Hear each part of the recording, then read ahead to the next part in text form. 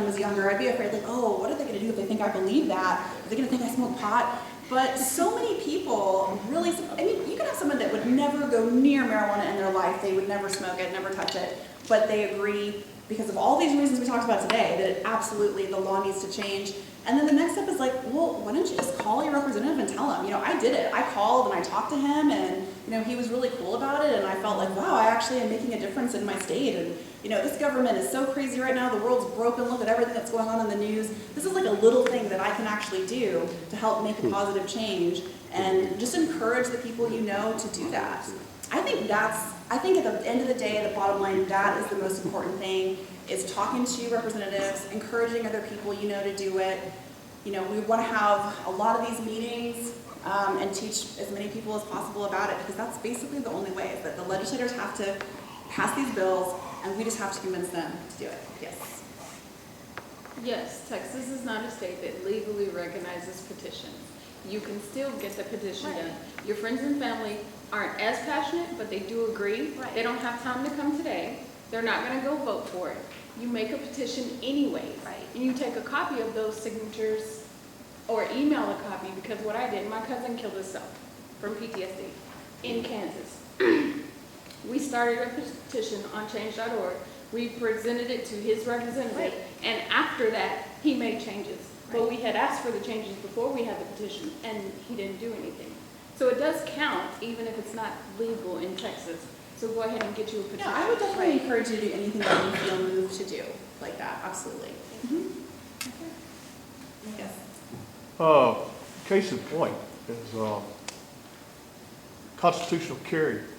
They collected 20,000 ballots on the opening day of the session in 2015. They gathered out in front of the south entrance at a big news conference, and then hand carried those 20,000 petitions into the Capitol and dispersed them out to each individual. They had them in district. So each person would take a set of petitions that were signed to the district that the people signed. Mm-hmm. And we know they didn't get constitutional carry, but they got open carry. They got it passed.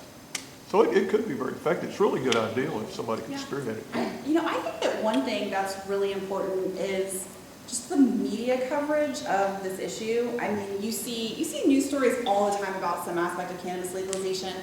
Someone mentioned Team Alexis earlier, little girl Alexis Portal, who has epilepsy. Her family ended up moving to Colorado because that's where she could get the medicine that she needs, and now she's thriving there and super healthy and doing really well. But it's those things that, you know, you can put a name to, put a hashtag to Team Alexis. It's like these things that get media attention. People hear about it. People talk about it. It's that positive news coverage, I think, really helps too. So if you have a story, you know, like a sick little girl that's suffering from seizures, I mean, that's a really sympathetic. So nobody wants their kid to be suffering from something when there's a potential fix for it. Mm-hmm.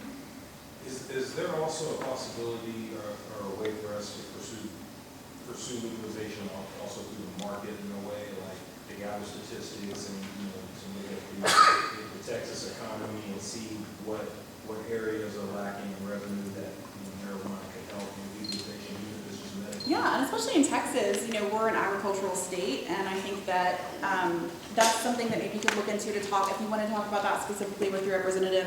I mean, who doesn't want like economic growth? And you know, that argument always works. You know, save money by first stop arresting people for cannabis, and then you can make money by, you know, having it in the market. So yeah, I think that's definitely a valid argument. Mm-hmm. When the legislature starts out in January, we're going to have patient-packed days down there. That's where I met most of the advocates in here in Austin, and I didn't even know they lived up in my area. So that's how I got started. I went down there and I talked to all the representatives who had autistic children. And I met like maybe 10 other mamas down there with autistic children.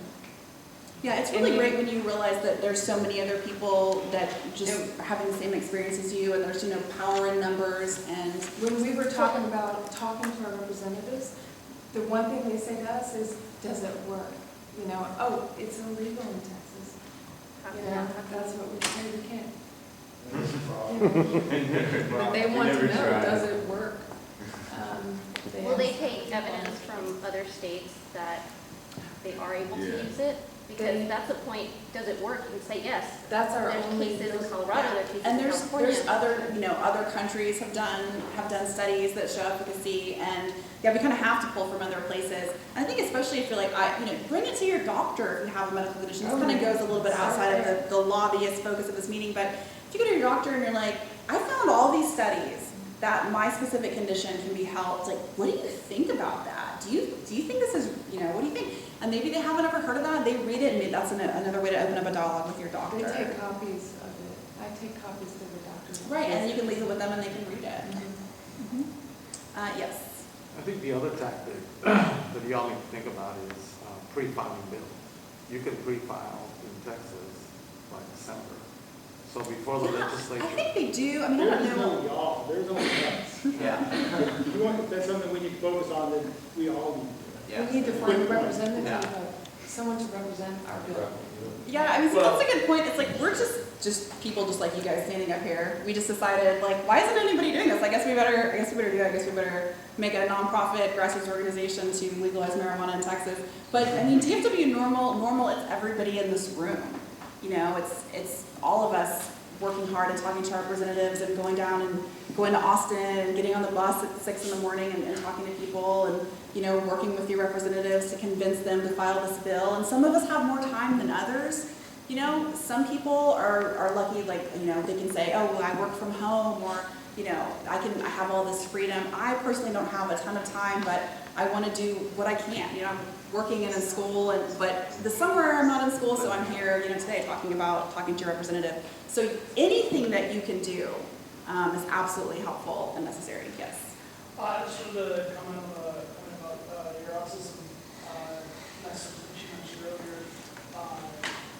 Brief story. I'm a pain patient. I was diagnosed some years ago with migraine pain, and I had a medical card when I was in California. And that's something that I think that you could phrase it that way when I ask, does it work? You can say, it does in Israel, where they've been researching it for 50 years. It does in Canada. It does in 25 other states. It won't work in Texas until you vote to change the laws. We need your support. And I think phrasing it that way, not just with legislatures, but people that we need that may not be informed about or even against what it is that we're saying. When you show them concrete evidence, it gets people to at least consider reevaluating the position. We have a lot of tactics that we work on, and if there's any autistic moms here or special needs parents, ask me after this. Yeah, that's a great point, because we have people who have done, all this research, have stacks of studies. You don't have to reinvent the wheel. This is a great resource. Just everyone in here today, I'm sure that, we can all learn from each other. Thank you for offering that. And of course, we're all available to help you some more. So I guess my challenge to you is just pick up the phone and call your representative's office. If you don't want to do it alone, we can send someone with you. It's kind of fun, and you just feel really good about yourself when you do it. You're like, I have done something. Instead of sitting around being like, what can we do to change the laws? Oh, it's so horrible. Like, you have actually done something. And I mean, this isn't just for marijuana law reform too. It's for any issue that you care about. Go talk to your representative. That's the only way we're going to change the laws in Texas. It's actually doing it. So I guess it's about 4:10. And if you want to do like a wrap up. Or... Yeah, we'll wrap some up.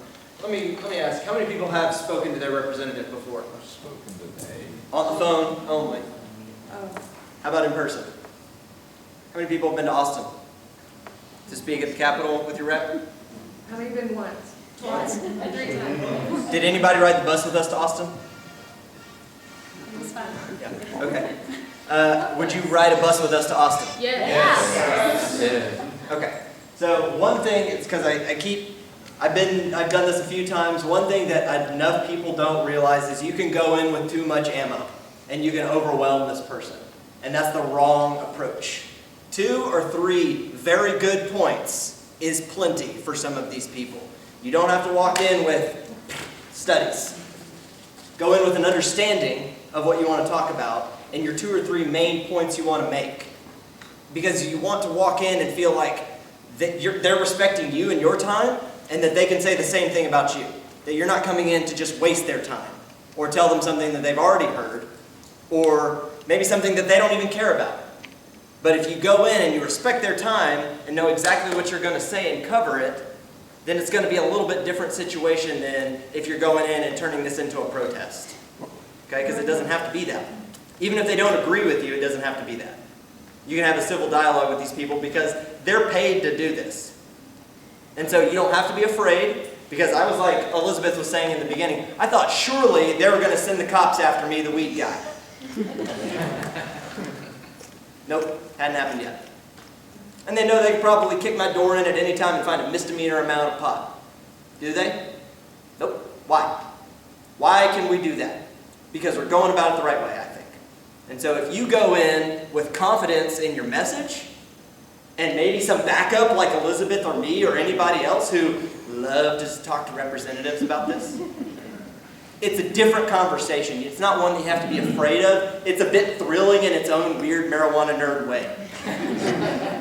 Is anybody in here a marijuana nerd? Because I am. And so I geek out on this in my own odd way. This is fun to me. And so it can be fun if you just get past the fear of it and go in knowing that one or two things, that's plenty, really. And then for the next time, you're going to have another one or two things. And you get that constant stream of dialogue going with these people, and it becomes less, oh, hey, Sean, it's the marijuana, or Sean, the marijuana guy is in. It's more like, hey, my friend Sean that I represent is in now. Because you've actually made the effort to not just be about one thing with them, not just come in and hammer them, not just come in and waste their time. You are playing their game their way, and they can't help but respect the hustle, the professional hustle that we can bring to it. You agree with that? Yeah. Juliet? Very good tip is to immediately, if possible, find something that you can relate to that person on. If you see a picture on your wall of them fishing, hey, where was that at? I fished that beach before, and then get into your conversation. Make friends with them. Absolutely, and if you're not good at in the moment figuring that stuff out, situational awareness isn't that strong. These people are very Googleable. Yes. You can go and get on their Facebook page and see, oh man, this dude likes fishing. You know, and so it's that simple for you to go in and know more about them than they're expecting you to. And they can't help but kind of like that because you've done your homework, not just about what you're talking about, but on them. And so if you know that your rep is somebody who's particularly passionate about veterans' rights, you've got an open window right there. And that's a large number of our representatives, actually. Or at least so they say. And so every one of those little windows is your opportunity to dive right in. And that's what we have to do. That's what I want today to be about. And in fact, I want somebody to come up here and have a little talk with me like I'm their representative and I'm not really buying what you're selling. Does that sound cool? I'll do it. Okay.